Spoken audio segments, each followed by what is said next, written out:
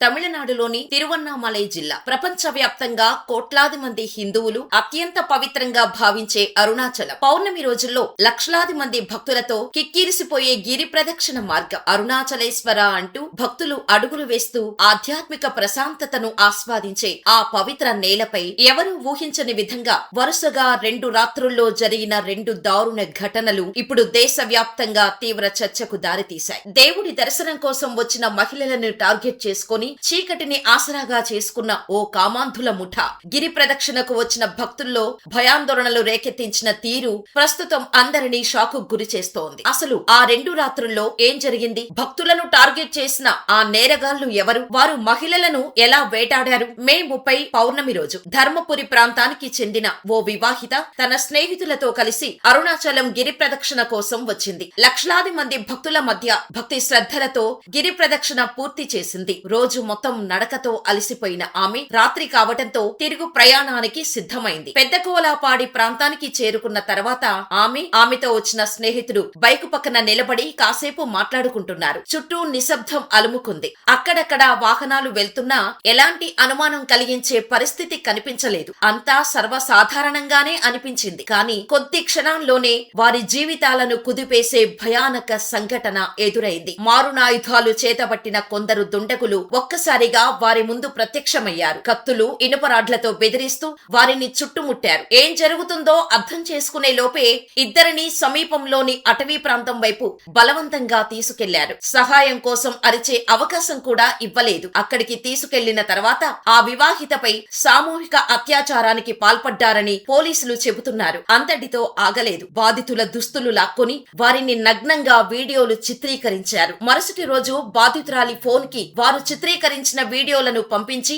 ₹1,00,000 ఇవ్వాలి, లేదంటే ఈ వీడియోలను సోషల్ మీడియాలో వైరల్ చేస్తాం అంటూ బెదిరింపులకు దిగారు. ఇప్పటికే జరిగిన ఘటనతో తీవ్ర మానసిక వేదనలో ఉన్న బాధితురాలు భయంతో కొంత డబ్బు కూడా పంపినట్టు తెలుస్తోంది. కానీ బెదిరింపులు ఆగకపోవటంతో చివరకు ధైర్యం చేసి పోలీసులను ఆశ్రయించింది. ఆమె ఇచ్చిన ఫిర్యాదుతోనే ఈ దారుణ ఘటన వెలుగులోకి వచ్చింది. కానీ ఈ కేసు బయటపడిన తర్వాత పోలీసులు మరో భయంకరమైన విషయం తెలుసుకున్నారు. ఆ మహిళపై దాడి చేసిన ముఠాకు ఇదే మొదటి నేరం కాదు. ఆ ఘటన జరిగిన 24 గంటలు గడవక ముందే అదే ప్రాంతంలో మరో యువతిపై కూడా వీళ్లు దాడి చేసినట్టు విచారణలో బయటపడింది. మే 31వ తేదీ రాత్రి తిరువన్నామలైకి చెందిన 23 ఏళ్ల యువతి గిరి ప్రదక్షిణ చేస్తోంది. అర్ధరాత్రి సమయానికి ఎక్కువసేపు నడవటం వల్ల కాళ్ల నొప్పులు రావటంతో అడి అన్నామలై ప్రాంతం వద్ద కాసేపు విశ్రాంతి తీసుకుంది. అనంతరం తనకు పరిచయమైన వ్యక్తికి ఫోన్ చేసి పిలిచింది. అతడు అక్కడికి రావటంతో ఇద్దరూ కలిసి అయ్యంపాలెం బైపాస్ వైపు బయలుదేరారు. వారికి తెలియని విషయం ఒక్కటే, అప్పటికే వారి కదలికలను గమనిస్తున్న దుండగులు